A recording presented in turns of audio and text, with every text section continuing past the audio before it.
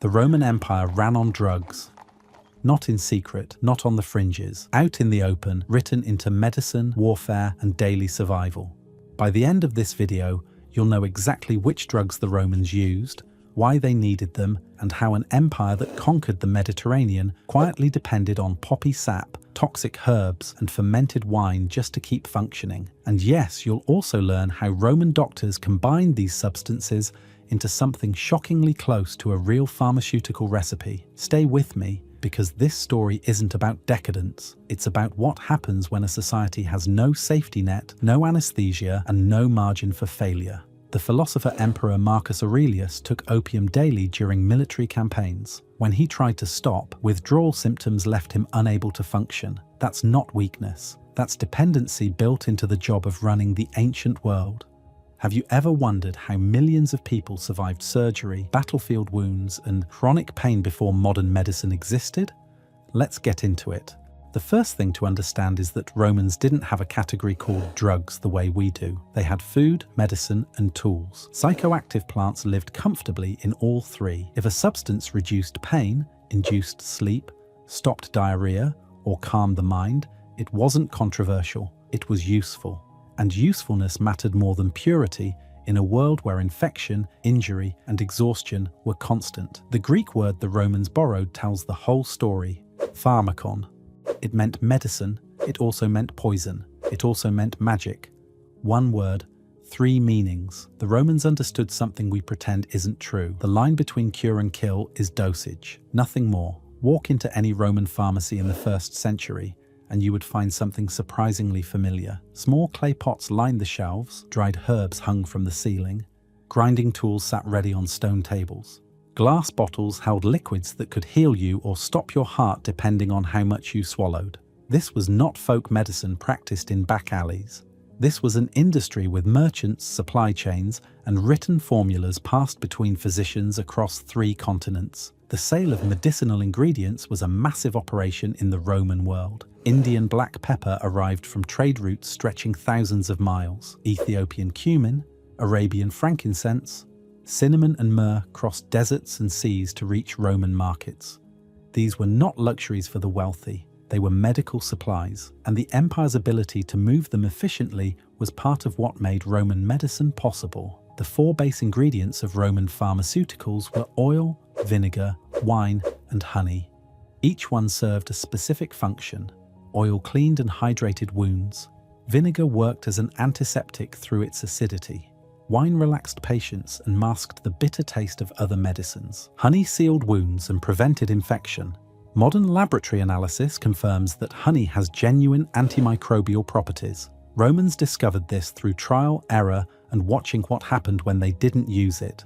But these 4 ingredients were just the foundation. What Roman physicians added next is where the story turns darker.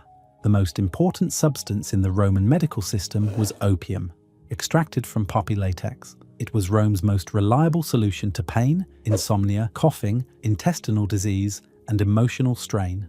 Doctors prescribed it routinely, not as a last resort, as a standard treatment. Without anesthesia, without antidepressants, without modern surgery, opium became a kind of biological infrastructure.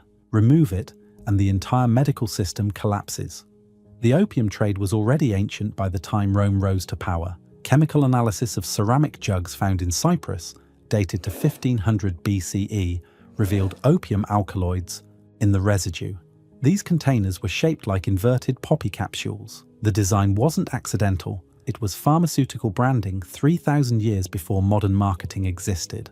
Ivory pipes found in a Cyprus temple, dated to over 3,200 years old, show burn marks consistent with smoking opium. Rome inherited this trade network and expanded it across the Mediterranean. Soldiers marched, fought, and healed in a world where broken bones, infected wounds, and chronic pain were expected outcomes. Opium allowed bodies to keep going. It shortened recovery time, dulled suffering, and made endurance possible. Military medicine depended on it. A legion that couldn't manage pain was a legion that couldn't hold territory. The founding fathers of Western medicine wrote extensively about opium. Hippocrates acknowledged its power as a narcotic and a treatment for internal diseases. Dioscorides catalogued its uses in De Materia Medica. the pharmaceutical reference that Roman physicians relied on for centuries. Galen prescribed it for everything from headaches to grief. These weren't fringe figures, these were the authorities whose writings shaped medical practice across the empire. But here's the catch. Opium was dangerous. Roman physicians knew it. Pliny the Elder warned that improper use caused death. The difference between a therapeutic dose and a fatal one was small, and without standardized measurements, every prescription carried risk. Physicians learned through observation which preparations were safer. They mixed opium with wine to slow absorption. They combined it with other herbs to moderate its effects. They developed protocols through generations of watching patients live or die. Roman culture even absorbed opium into its mythology. Hypnos and Thanatos, the twin personifications of sleep and death, were frequently depicted adorned with poppies. The goddess Hecate, associated with witchcraft and crossroads, was linked to poppy imagery as well. When your gods carry the same plants your doctors prescribe, the substance has moved beyond medicine into something deeper. This was not reckless experimentation. This was calculated risk in a world where the alternative was unmanaged agony. If opium's importance sounds abstract, the clearest proof sits at the very top of Roman society. Marcus Aurelius, the emperor and philosopher, relied on the substance to manage pain and function under pressure during years of military campaigns along the Danube frontier. The historian Cassius Dio recorded that Aurelius consumed opium regularly to endure the stress of prolonged warfare. His personal physician Galen attended to him directly and documented the arrangement. Aurelius wasn't hiding anything. The practice was known, discussed, and considered unremarkable by Roman standards. An emperor managing his body through medicine was simply an emperor doing his job. But watch what happened when he tried to reduce his intake. Galen described symptoms that modern readers recognize immediately: restlessness, inability to concentrate, physical discomfort that made normal duties impossible. Aurelius experienced what we now call withdrawal. He didn't have that word. He just knew that without the substance, his body refused to cooperate. So he kept taking it. For years. Across campaigns in Germania, through political crises, through the daily grind of holding an empire together, the opium didn't make him weak. It made his schedule possible, and the schedule was not optional. Modern scholars debate whether Aurelius qualifies as history's first documented opiate addict. The evidence points toward yes, but addiction as a concept didn't exist in Roman thinking. There was medicine that worked and medicine that didn't. If you needed more over time, that was simply how the body responded.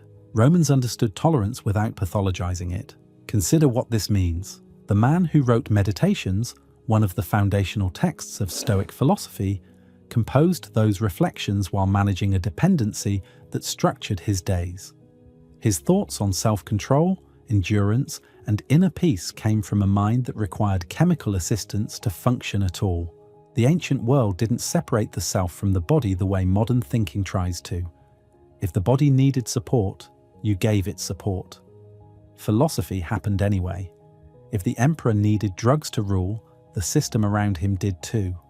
Opium wasn't the only tool in the Roman pharmaceutical arsenal. Physicians also used powerful sedatives and hallucinogens, especially plants like mandrake and henbane. These were dangerous substances, capable of inducing delirium, hallucinations, and death if misused. Roman doctors knew this. They used them anyway, because sometimes the alternative was worse. Mandrake was known throughout the ancient world as a narcotic powerful enough to induce a death-like state. Physicians used it to render patients unconscious before painful procedures. The root was soaked in wine, and the resulting mixture was administered carefully. Too little, and the patient suffered through the operation awake. Too much, and they never woke up. The margin was thin. Doctors learned it through practice. Henbane was equally potent.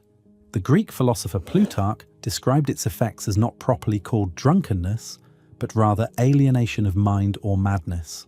Pliny the Elder warned that henbane could cause insanity and giddiness.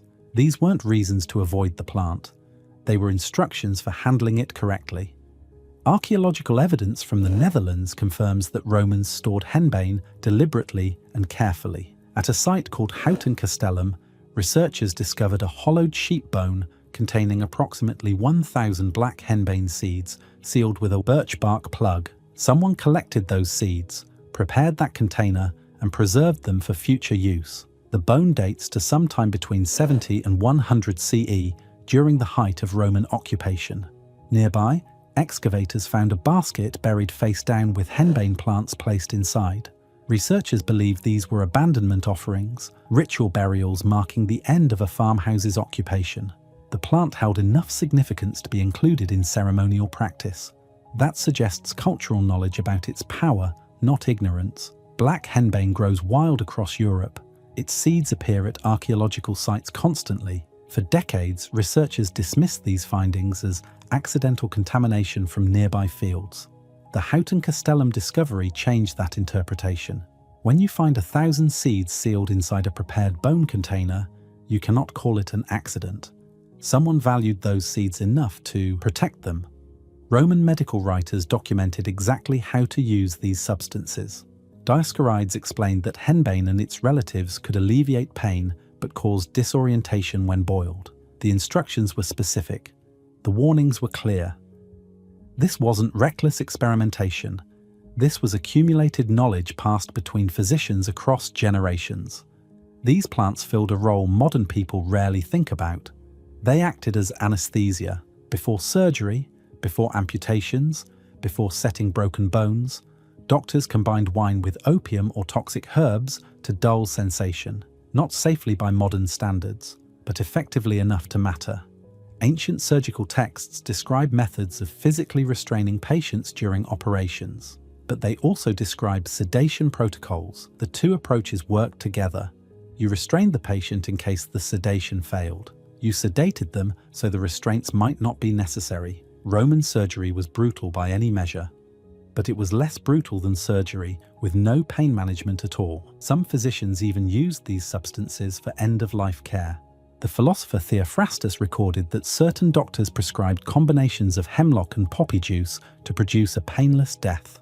On the island of Chios, elderly residents reportedly ended their own lives by ingesting these plants when they felt their time had come. Narcotics didn't just manage pain during life, they eased the passage out of it. Cannabis, stimulants, and the limits of control. Cannabis is where modern expectations usually break. Romans knew the plant. They cultivated it, they ate the seeds, pressed the oil, spun the fibers into rope and textiles. Medical writers even acknowledged its mind-altering effects in large quantities. Galen recorded that cannabis seeds were consumed after dinner to stimulate appetite for drinking. He noted they created a feeling of warmth that, when eaten in excess, sent the mind into what he called a warm and toxic vapor. The psychoactive properties were documented. They simply weren't the point, and yet there was no Roman weed culture. No celebration of intoxication, no ritualized high. Cannabis existed, but it stayed functional. Pollen analysis from lake sediments near Rome shows that hemp cultivation peaked during the imperial period. Farmers grew it deliberately. They processed it in water to extract fibers. They used those fibers for rope, sails, and cloth. The seeds went into food. The oil went into lamps and medicines. Every part of the plant served a purpose. None of those purposes required getting high. Romans didn't avoid drugs. They avoided losing control. That distinction matters. The contrast becomes clearer when you look beyond the empire's borders. The historian Herodotus described Scythian funeral rites where mourners burned hemp inside enclosed tents and inhaled the smoke until they howled with pleasure. Romans knew about these practices. They recorded them with the detached curiosity of anthropologists observing foreign customs. They simply didn't adopt them. Roman drug culture prioritized stability over ecstasy. Excess was a liability in a system already stretched thin by warfare, logistics, and the constant threat of political collapse. Archaeological evidence from Israel adds another dimension. Researchers discovered the remains of a teenage girl dated to 315 CE with the remains of a fetus in her abdomen. Alongside the body was ash containing THC, the active compound in cannabis. The context suggests cannabis may have been administered as pain relief during a difficult childbirth that ultimately killed both mother and child. This wasn't recreational. This was emergency medicine at the edge of what Roman-era physicians could offer. There's also evidence that some warriors at the edge of Roman territory may have used stimulants before battle. Researchers analysed over 200 small spoon-like objects found at military sites across Central and Northern Europe. These artifacts date from the 1st and 2nd centuries CE, the period of intense conflict between Rome and Germanic tribes. The spoons were made from wood or antler, small enough to hang from a belt, shaped to hold precise amounts of powdered substances. The theory is that these were dosing tools. Warriors may have used them to measure and consume stimulants before or during combat. The list of available substances included henbane, belladonna, poppy, hemp, and various fungi. Some could be dissolved in alcohol, others could be inhaled as powder. The spoons would have allowed consistent dosing, preventing the kind of overdose that turns a soldier into a liability rather than an asset. This interpretation remains debated, and it should be. Physical evidence of drug residue on these objects has not been confirmed, but even the possibility tells you something important. Warfare pushed human limits. Chemical assistance would have been practical, not recreational. Fear and exhaustion kill faster than blades. Any substance that suppressed panic or extended endurance would have offered genuine tactical advantage. Alcohol ties everything together. Wine wasn't just a social drink in the Roman world, it was medicine, solvent, preservative, and delivery system. Opium dissolved in wine absorbed more slowly than pure opium, reducing the risk of overdose. Herbs soaked in wine released their active compounds gradually. Honey mixed with wine created a base for countless pharmaceutical preparations. Children drank diluted wine. Adults drank it with every meal. Soldiers received it as part of their rations. The substance that delivered many drugs into the body was also the substance that defined Roman social life. When medicine and meals overlap completely, stigma never forms. Drugs weren't something separate from daily existence. They were woven into it. So why did the Roman Empire depend on drugs more than we think? Because it had to. Life was shorter. Violence was routine. Medical knowledge was limited, but suffering was not. Drugs compensated for missing technology. They stabilized bodies in an unstable world. Rome didn't collapse because of drugs. It functioned because of them. Modern societies separate medicine from intoxication, treatment from recreation, acceptable use from abuse. Romans made no such distinctions. They asked one question: does it work? If the answer was yes, they used it. If it killed people when misused, they learned the dosage. If it created dependency, they managed the dependency. Morality never entered the calculation, only function. That practical coldness built an empire. It kept soldiers marching, emperors ruling, and citizens surviving conditions that would break modern people accustomed to painkillers, anesthesia, and emergency rooms. Rome had none of those things. It had plants, fermentation, and centuries of accumulated knowledge about what worked and what didn't. The pharmaceutical industry didn't begin in the modern era. It began in places like Rome, where survival demanded chemical intervention and nobody pretended otherwise. We forgot that. Rome never did. Thank you for watching. If this changed how you think about the ancient world, subscribe and stay for the next one. History buried more than we realize. We're digging it up. I'll see you in the next video.